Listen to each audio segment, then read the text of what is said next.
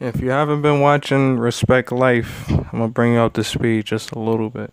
You gotta check out the series for yourself and put your own 2 cents together and see what the show has to offer so you can have an understanding about what's going on and have a, thorough background, do your homework.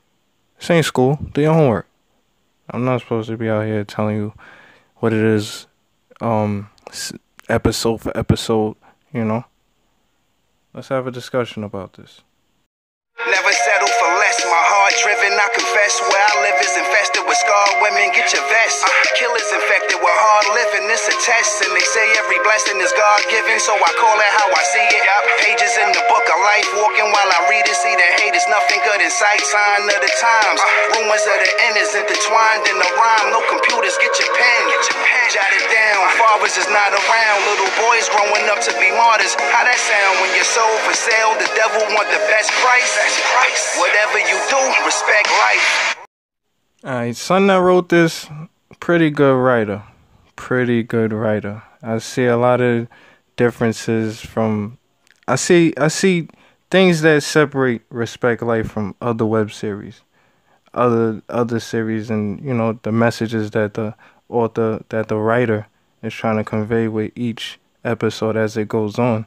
Even down to the music is different. He tried to do it a little bit.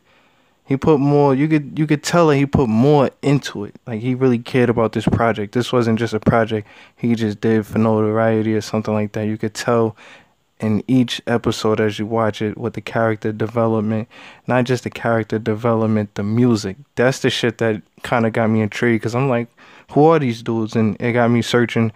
I looking for new music, and then, not just that, it's a whole culture that comes with it. It's a whole lot of street shit that some viewers may not know about. Then on top of the street shit that the viewers may not know about, one thing that's real is that every motherfucker got a gun, and some motherfuckers banging a hammer religiously like there's no tomorrow.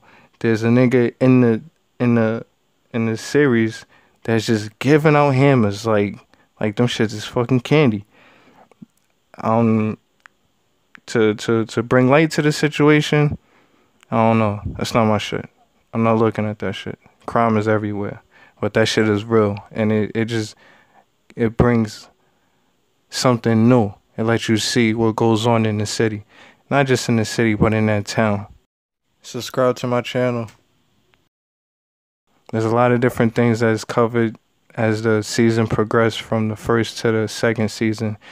The content coming out is more frequent. It's a lot more frequent. It brings new life. It's like that breath of fresh air. I don't want to mention any other series as far as whatever, We're gonna leave it at X. I don't want to mention any other series because I kind of understand what the author, well, what the writers is probably trying to do. They want to separate their brand from every place else. Well, not every place else, but everybody else. I kind of get that. But if you check out this series, you'll see exactly what I'm talking about. Low key, if you watch this series, you see a lot of errors that some of the characters make. And the errors that the characters make, they pay for that shit. Melanie from the first episode, I'm looking at that shit like this bitch is bugging. She doing some dumb shit. But you gotta watch it and find out exactly what it is, so you can really understand from the first season to the second season. Subscribe to the channel.